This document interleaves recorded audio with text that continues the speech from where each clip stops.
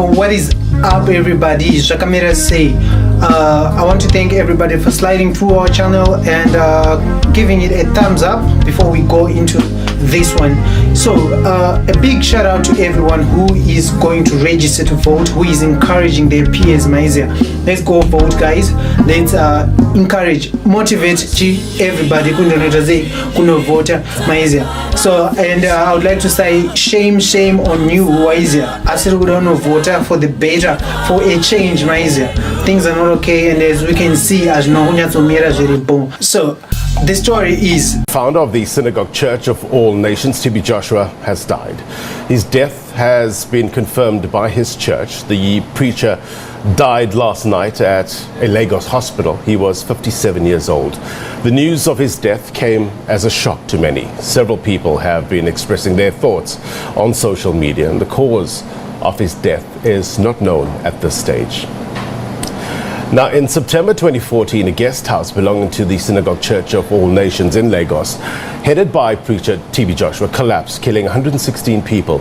More than 80 of those who died were South Africans. Their remains were repatriated back to the country 2 months later. One of the journalists who went to Nigeria and closely followed the repatriation process was our foreign editor, Sophie Mokwena. She joins us now live on the line for more. Sophie, a very good morning to you. Firstly, what more are we learning with regards to the circumstances surrounding the death of TB Joshua? Well, the message that was released from the church itself hasn't indicated the cause of death. It has not been revealed. But we are told that he attended a meeting yesterday, the meeting of the church, and after the meeting he went home, and then later there were reports that he has passed on. So it is not clear yet what led to his passing on. So, Sophie, take us back to that story that you covered with regards to the building that collapsed back in 2014. Remind our viewers what happened back then.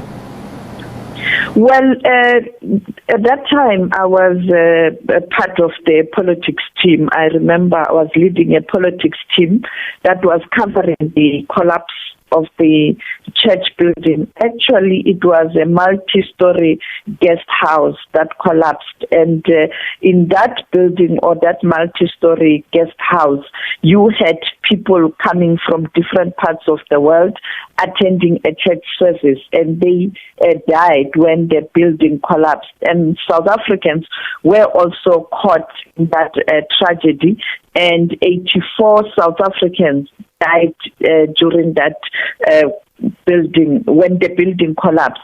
But only 74 bodies were repatriated to South Africa. In total, people who died were 116 individuals from different countries, but majority were South Africans.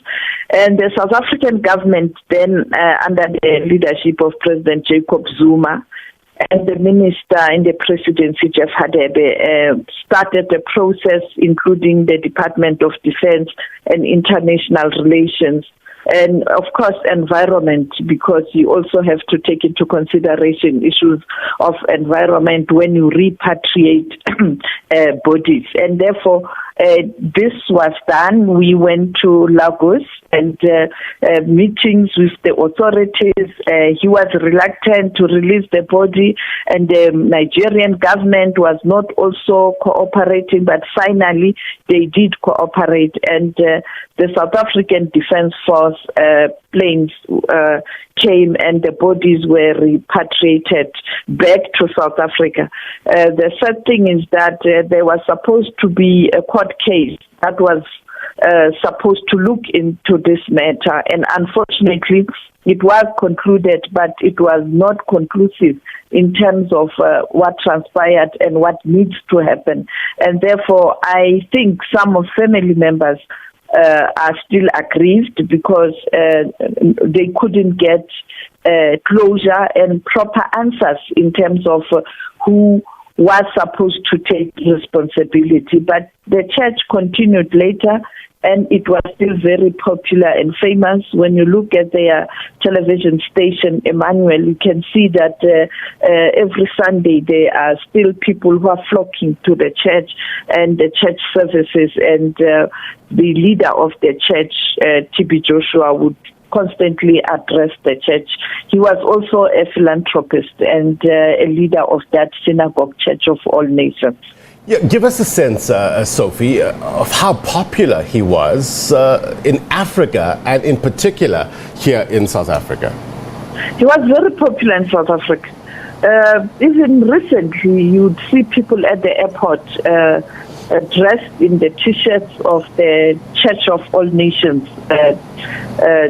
going to Nigeria. So even though the groups were not as large as they used to be before 2014, but you still had people who had strong beliefs that he can be able to assist them in their different challenges, and people were still going there around the continent.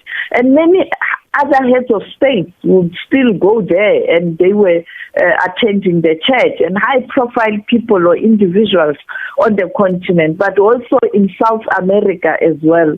The Africans in the diaspora, he had a strong following, and other parts of the world. He was very, very popular, very popular.